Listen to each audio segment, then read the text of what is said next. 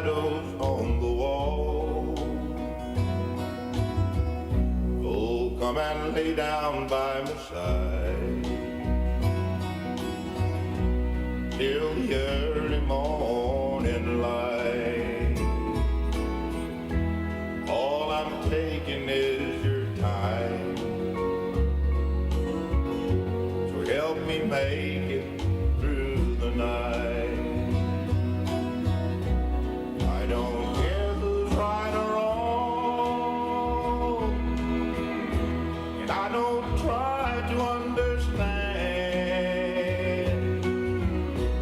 Let the devil take tomorrow, for tonight I need a friend. Yesterday is dead and gone,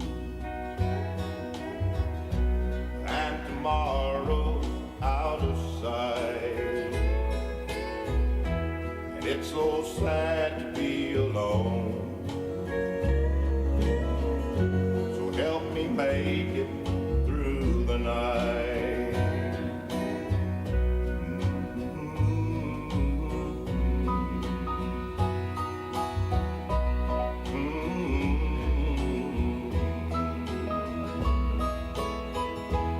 It's so sad to be alone, so help me make it through the night. I don't want to be alone, so help me make it through the night.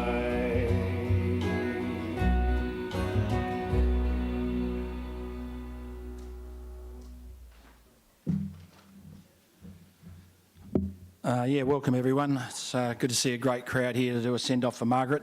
Obviously everyone gives deepest sympathies to Margaret's family. It's good to see Alan, Brian here and grandsons Jason and Shane.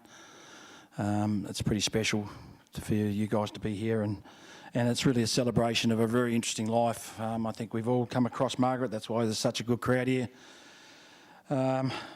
Margaret was a strong woman. And a force of nature, as we've often experienced. If you're on the wrong side of Margaret, you knew it. Margaret was honest, very straightforward. There was no bullshit. Margaret and I, of course, had an interesting relationship. 1 minute, she would hit me in the arm saying, "You played for the bloody Harbours." And the next thing, she'd give me a kiss on the cheek because I barracked for Port Adelaide. I was a favourite Victor Harbour player, and I enjoyed chatting to her after local derbies, whether it was a win or a draw. Although if Victor won, I would cop a spray before it became more cordial. If we did speak, it was always here at the Encounter Bay Footy Club. She would not set foot into the Victor Harbour Footy Club. Such was her strong feelings against Victors. And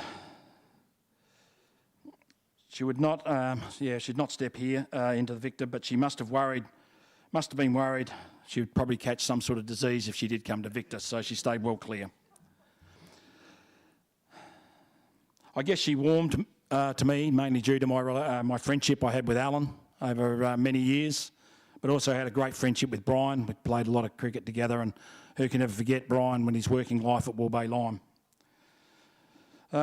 When Margaret passed, Alan called me and I asked what happened. It was only a couple of weeks ago. We were sitting on the back of her Seaview Road home. There was Alan, Margaret, myself and Peter O'Leary. It's good to see Pete here. Enjoying a few cans of beer, and we were just chatting away. And of course Margaret wasn't drinking, but she was always full of she was always jumping into our conversations. And I asked Alan what happened, because you know my last knowledge of and seeing Margaret, she was just buoyant and just full of her usual getting stuck into me and anyone else that she wanted to have a crack at. And Alan just dryly just said to me in his grieving state, "Mum, stop breathing." She closed her eyes and she didn't wake up. And that was the end of that. So thanks, mate. You've just put it very bluntly. I now hand over to Alan, who over the past few years has been a wonderful son to his mother.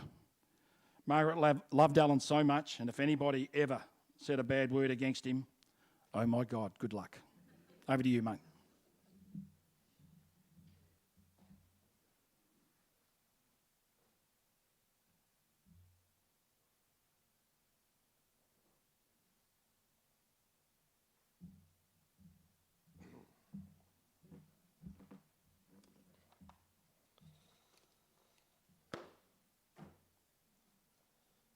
Today is all about my mother.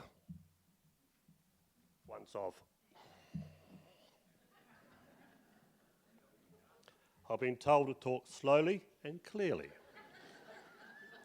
I do cry and I do eat quiche.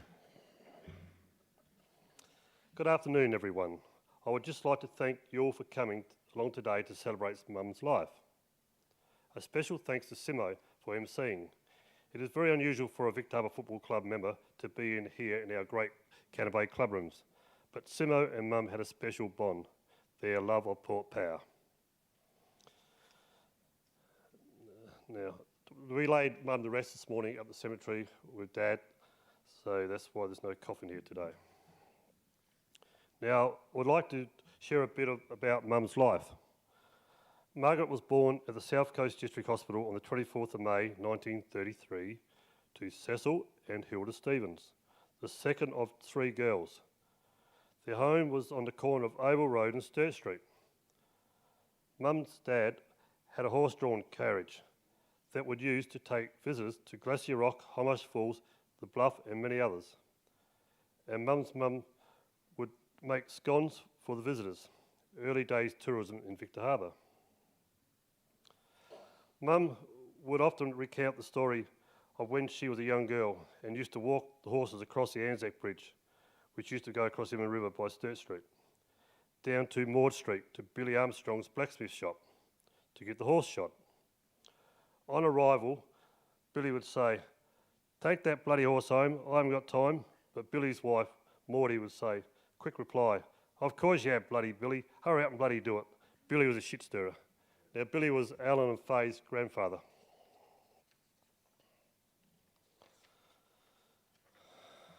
Am I going right? Speaking clearly? That's all right, so as long as I got plenty of notice. Mum made long-time friends during school years and would love to catch up with her friends at reunions and gatherings, and did so right until just a few years ago. Mum was great friends with Pat Tuffrey, whose parents Nora and Jack Sweeney lived on Granite Island and had a kiosk there. Mum worked at the kiosk and would often talk about beautiful scones she had made. Mum also worked at the Summerlee Guest House, which is opposite to the Grosvenor Hotel. Mum fell in love with Terry Swain, my dear dad, and they were married in 1950. They made their home on the cottage on Swain's farm. They had 3 children, Brian, Suzanne, Valerie. And then Mum told me, Dad said, "Let's try for one more." And Mum always said, "I'm glad we did," and then I was born. But she said it, I'm rereading it. Dad was a keen footballer who played for the Valleys and then Counter Bay. Mum always supported him. Mum and Dad enjoyed hosting everybody after footy when they would come out to our place for a beer and a yarn. I remember the women would sit around the kitchen fire and the men would be in the lounge sitting in the lounge drinking. Mum later joined in Counter Bay Ladies Auxiliary with other great cooks like Bessie Roberts, Bessie's daughter, Marlene and Julie, Hazel Basham and the Tugwell. And they would cater for weddings and other events, raising money for the club. Mum had a very busy work life. She worked for Des and Jan Shermer and John Jewel Matthews at the kiosk opposite the train playground. Michael Shermer, Des and Jan's son, still remembers Mum's tasty hamburgers. Mum also did cleaning for John and Glenda Virgin, along with others. In the mid-1970s, Mum and Dad went to work at Tennant Creek for Dad's health. Dad had a job in telecom, and Mum had managed the deli in this local supermarket. Later on, you'll see in the slideshow, there's just a hand comes out. Just Mother's head, just one hand. Someone took it. That's the day Prince Charles, who now is the King, He shook her hand, so she didn't want to wash her hands, so someone took the photo. They worked there for 9 years and then moved back to Victor following Dad's car accident. Mum enjoyed going walks in the early morning with Sue Thompson, Helen Reynolds and Dorothy Haskett. Fun times and lots of laughs. I think Sue will tell you some more stories later. Mum cared for Dad until his passing. The same year, Mum also received live membership here at the Cataway Footy Club in recognition of her years of active service and contributions, being the 5th member of the Swain family to receive life membership with the club. Mum was the last president of the late auxiliary before it ceased in 1996.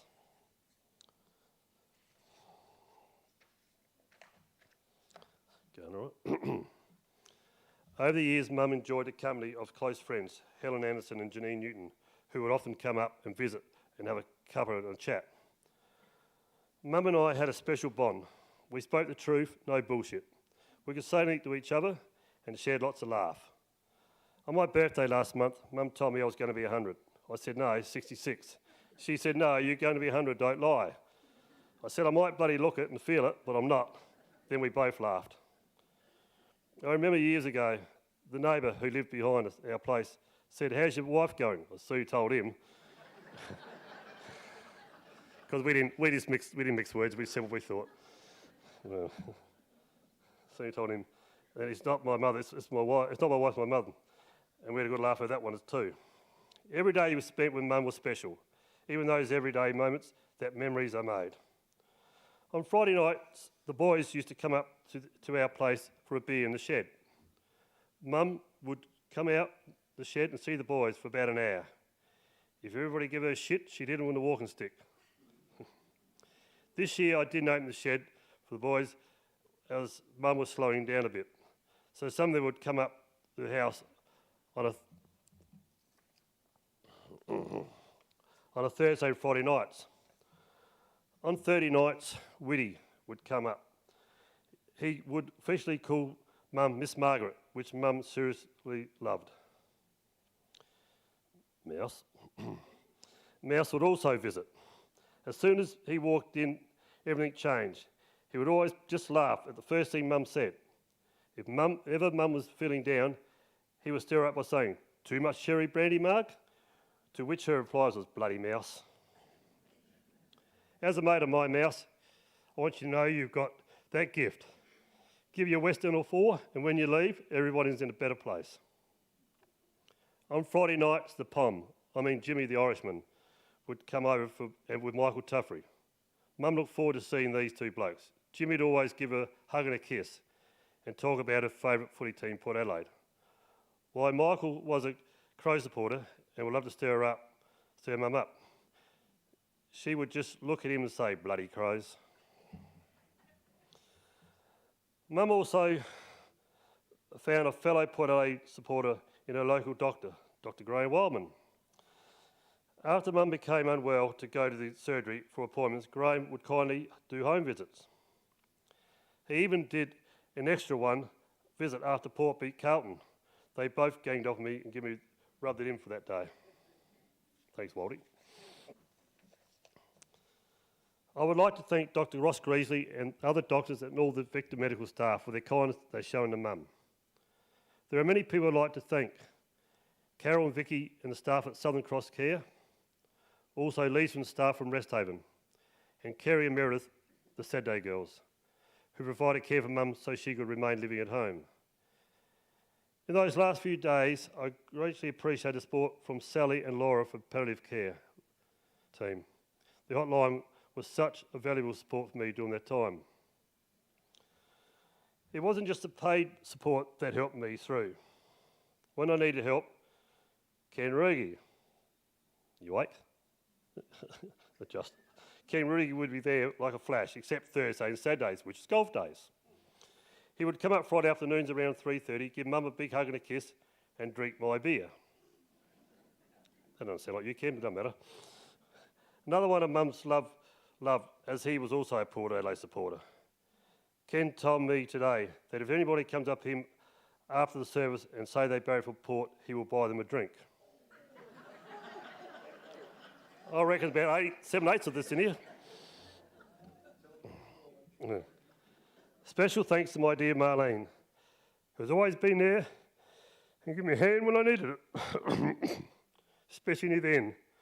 Marlene treated Mum like her own mother, and Mum thought the world of Marlene.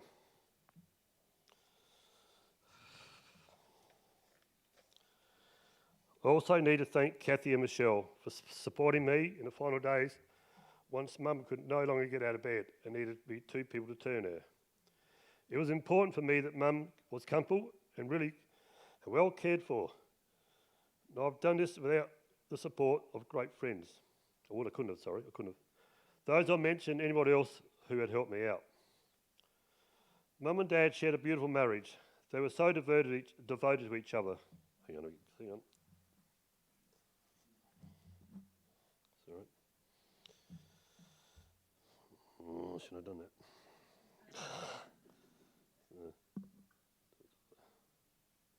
Devoted to each other.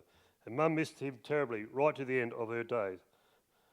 I was Mum's living carer. The whole role, which was tough at times, but I felt a privilege. Mum never wanted to move into a nursing home or go to hospital. I'm so glad I was able to fulfil her wishes and care for her at home right to the end. She was in no pain, and she was still able to pass peacefully in her own bed, in her own comfort of her own home, with me beside her. Just remember, you only have one mum and one dad. Your mother brought you in this world, and those precious last days, they really need you to be there with her. Yep. Mum, like I would say every night, I love you, and you would say, I love you too, and I wouldn't be here without you.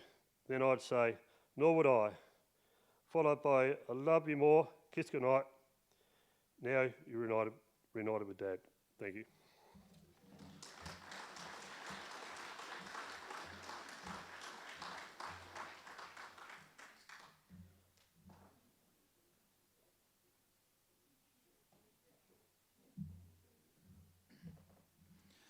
That was pretty special, mate, and the passion and the love for your mum certainly came through with those words. Now, the family has asked if anybody else has got anything they want to say before we go to the newsreel of Margaret's life. If there's anybody that's got a... Yep, okay, come forward. Thank you.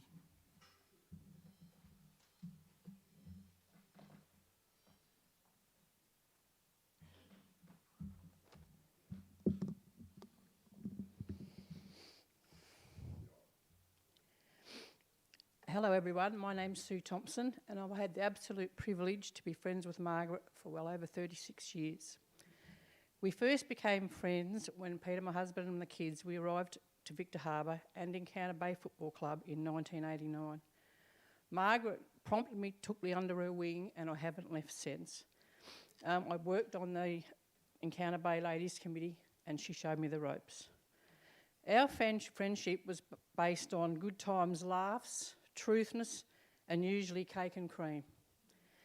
Funny enough, we both went to the local Weight Watchers group, although it centred on many trips after the meetings to cafes and restaurants. One trip we went on, and I'll never forget, was to Mannum and on the old steamboat Queen. And yes, more cakes and cream. Margaret and I also walked together for many years, to the years we were here, and we started at her house and went down the Finnis Road, of course the bridge is there now, past the cemetery and home. And always on return, I would have a chat with her beloved husband Terry at his bedroom window. And before I left, he always asked me if I'd like some fish, fresh veggies, or whatever he had to offer, which I loved. During this time, we had a few walking mates that came and went. Those included the beautiful Helga Reynolds, Dorrie, who was one of Margaret's best friends, and both have since left us. Judy Banks and Carol were also bank wives. They were with us as well. We laughed and gossiped, and there was plenty of gossip going on when we had these walks from Monday to Friday. One of Margaret's favourite stories came from one of such walks. She reminded me of the last time I saw her, and we spoke about it a lot. She laughed, but at the time we were far from doing it. Margaret had a morbid fear of dogs after being attacked by one in Tennant Creek. On this day, a dog ran out at Green Hills Road and barked and started to chase us. She was petrified and I knew I had to do something. So I turned around and chased it and barked at it, the things you're probably not supposed to do, and goodness knows what would happen if it turned and bit me. Anyway, years later, not at the time, she can sit and laughed, and it was one of the last stories we shared together. We left Victor Harbour in 1992 for many years in the Northern Territory. We returned regularly to Victor Harbour and visited Margaret and Alan regularly, and there was always a honey sponge roll waiting for me.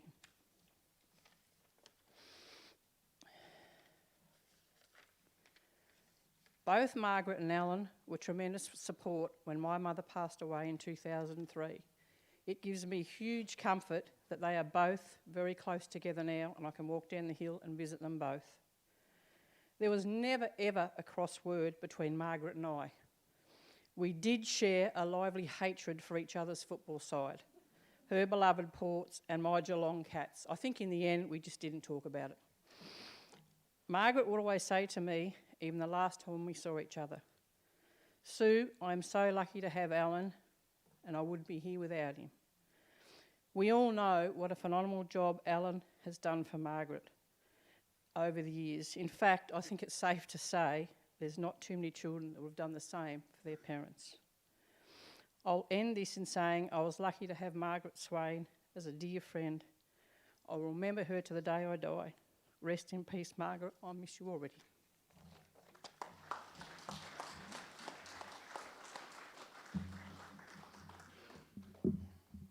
Thanks, Sue, for those words. Is there anybody else that would like to come forward, say a couple of words?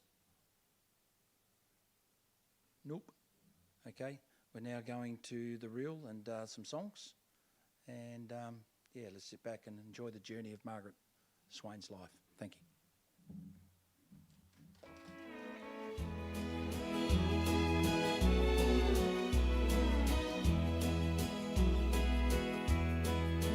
Every day I call my mother just to tell her that I love her. That's a thing I'm very proud to say, 'cause I'm so glad to have her. To me she's like no other. She's the reason I'm the man you see today. How her heart was filled with joy when she saw her little boy. The first time that she held me in her arms. And from that moment on, she and Dad were both the ones who cared for me and kept me from all harm. So when you see your mother, tell her that you love her. Hold her like you never wish to part. When this world it seems unfair, she's the one who's always there. My mother means the kindest, loving heart.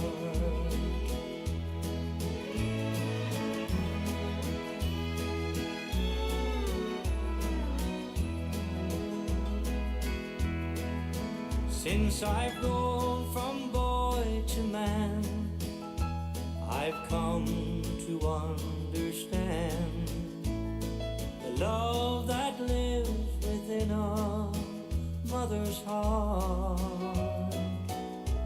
That's why I call her every day, if I'm near or far away, for I know someday she and I must part.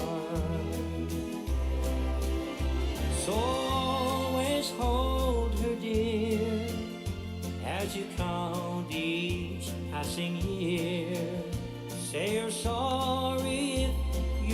caused her pain or strife.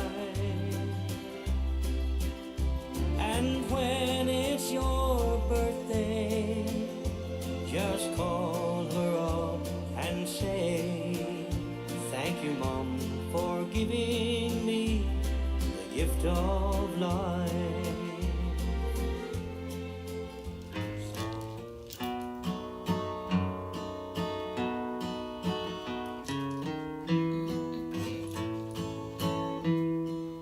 I'm only human.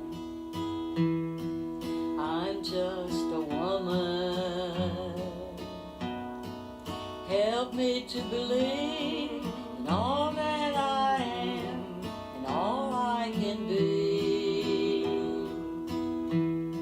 Show me the stairway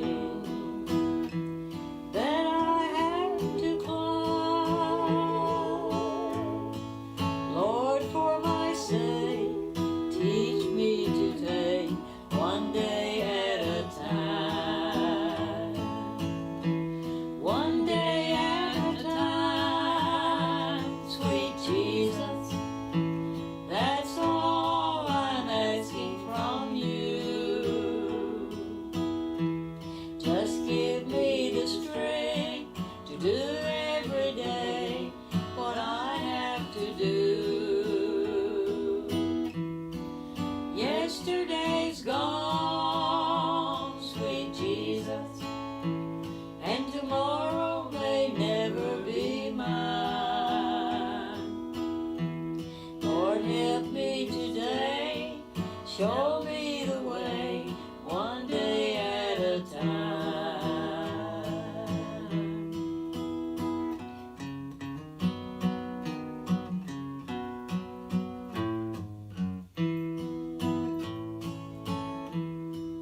Do you remember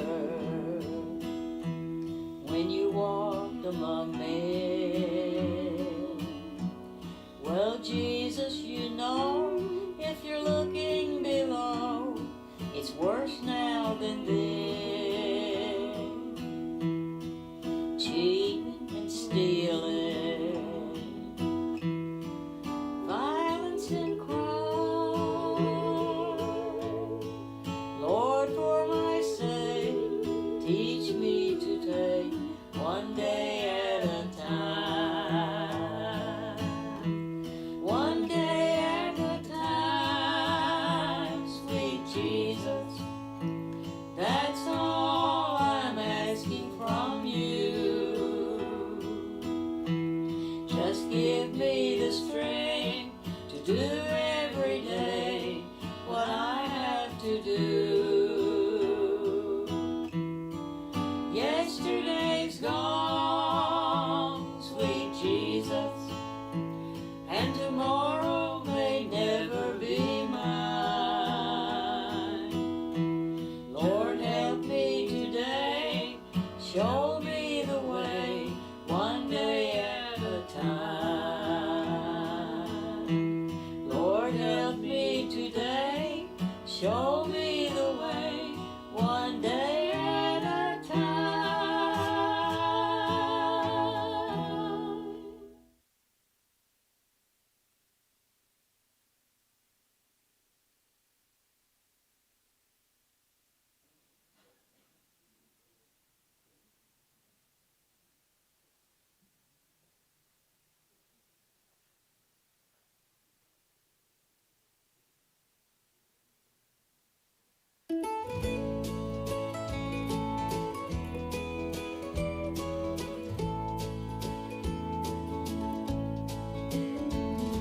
You've been here beside me and shared all my dreams through the years.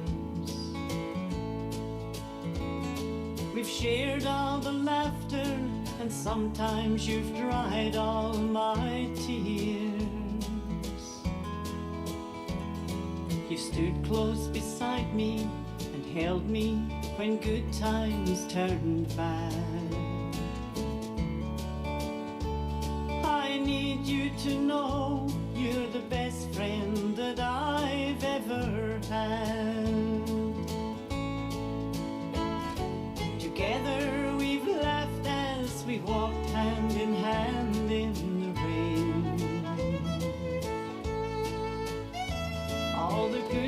times we've had comes back to my memory again. And now as the years pass, they're turning from silver to gold.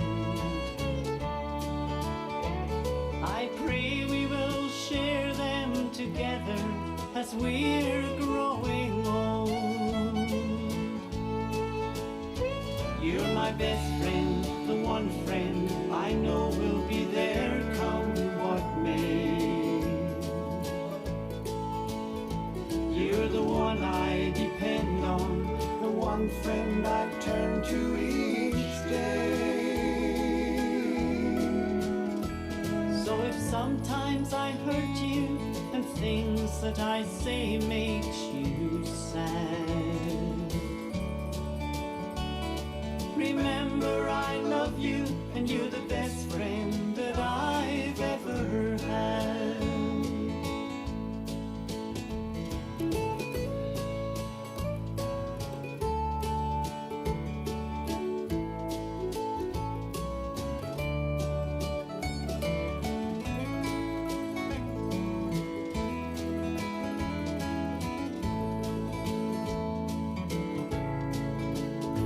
You're my best friend, the one friend I know will be there come what may. You're the one I depend on, the one friend I turn to each day. So if sometimes I hurt you and things that I say makes you sad, remember I love you and you're the best friend that I've ever had. Remember I love you and you're the best friend that I've ever had.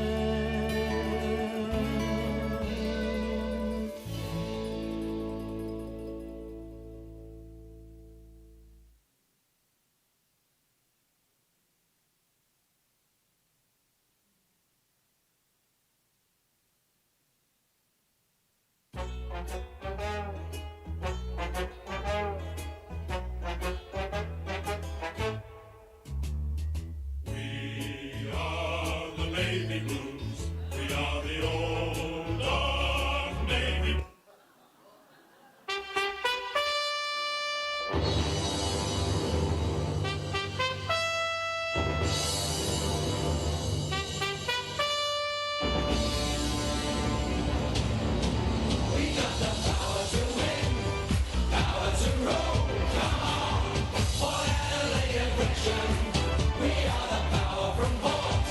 It's more than a sport.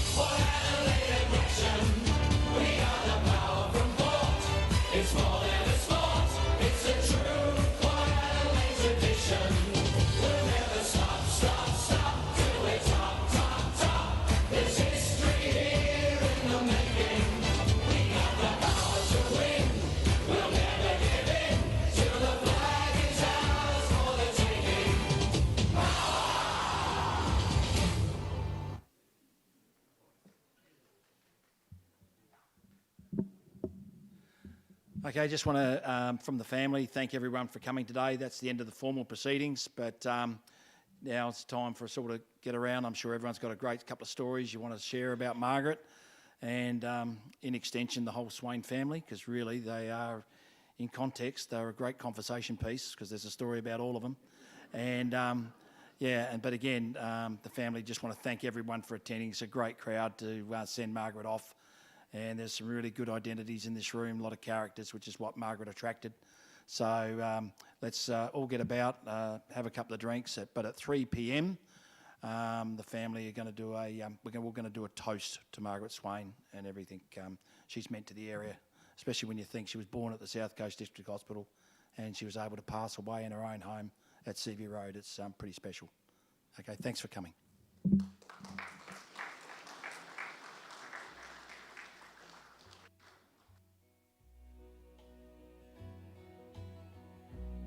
Take the ribbons from your hair, shake it loose, let it fall, lay it soft against my skin, like the shadows on the wall. Oh, come and lay down by my